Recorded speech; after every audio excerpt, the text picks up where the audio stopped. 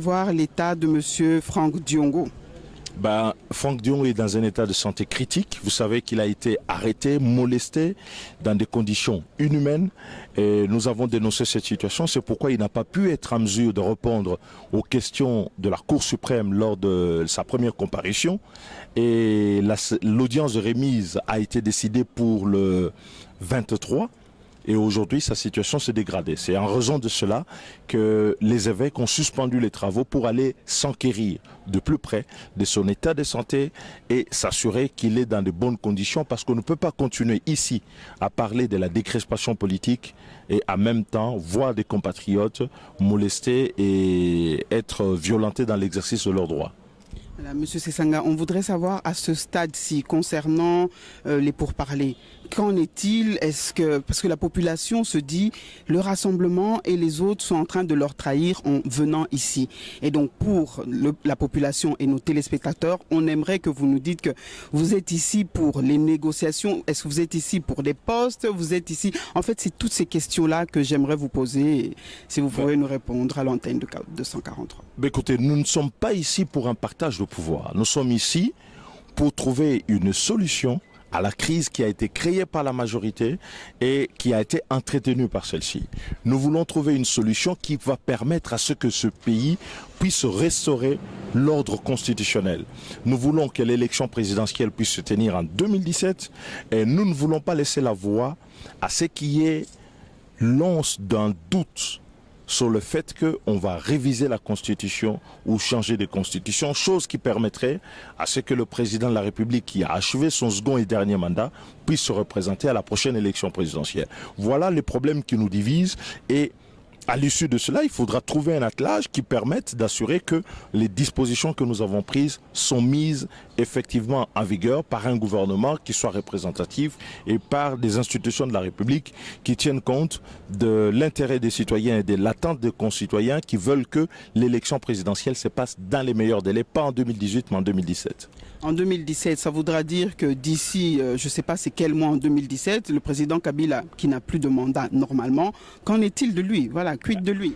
À ce moment-là, il faudra qu'on trouve un compromis et c'est tout le sens de notre discussion. Après avoir constaté que son mandat a expiré, il faut maintenant pouvoir discuter avec les forces en face pour dire qu'est-ce que nous faisons pour assurer à la fois la sortie de Joseph Kabila et de l'autre côté pour pouvoir garantir à ce pays la tenue des élections effectivement libres, démocratiques et transparentes qui garantissent l'alternance politique dans les meilleurs délais. Qu'il n'y ait aucune justification ici pour que ce que nous allons faire, comme ça a été fait deux fois à la cité de l'OUA, donne place à une révision de la Constitution ou à un changement de Constitution qui permettrait de manière détournée au président sortant Joseph Kabila de représenter sa candidature et donc d'exercer un troisième mandat.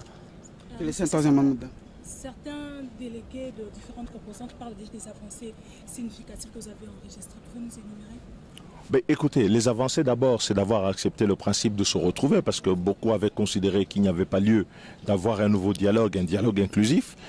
La deuxième avancée, c'est que nous sommes d'accord pour le respect de la Constitution, mais il faudrait qu'on donne un contenu précis à ce respect de la Constitution. Pour nous, la clé, c'est le respect de l'alternance politique, la limitation des mandats des uns et des autres, c'est aller aux élections le plus rapidement possible et ne pas chercher des artifices qui vont permettre à ce que certains puissent détourner les procédures qui gouvernent l'État congolais pour s'éterniser au pouvoir, parce que ça, c'est ce que nous avons refusé depuis longtemps. Vous qui êtes partie prenante à ces discussions directes, pensez-vous qu'il y a, comme les évêques ont donné un ultimatum demain, et pensez-vous que demain on aura... À mon avis, demain, nous travaillons, et j'ai toujours dit que l'optimisme est de volonté, nous avons cette volonté, le pessimisme est d'humeur, nous ne sommes pas d'humeur à nous laisser faire par la dureté de la tâche dont nous sommes conscients. Nous pensons que demain, nous allons trouver un compromis. Mais s'il n'y a pas de compromis, à mon avis, tout est sur la table pour qu'un compromis soit trouvé. Si le compromis n'est pas trouvé, ça voudrait dire qu'un des camps aura manqué de volonté politique. En ce qui nous concerne, la volonté est là. Il faudra vérifier avec la majorité s'il y a la même volonté politique à résoudre la vraie crise qui s'impose dans notre pays. Donc on doit attendre demain, vendredi 23, pour avoir la réponse de tout ce qui s'est passé ici. Absolument, il me semble que tout le monde connaît les positions des uns des autres. Nous sommes, nous, dans le respect de la Constitution. Nous sommes pour le renforcement de ce que nous avons conçu dans ce pays depuis plus de 10 ans, lui donner une stabilité, des institutions stables et fortes.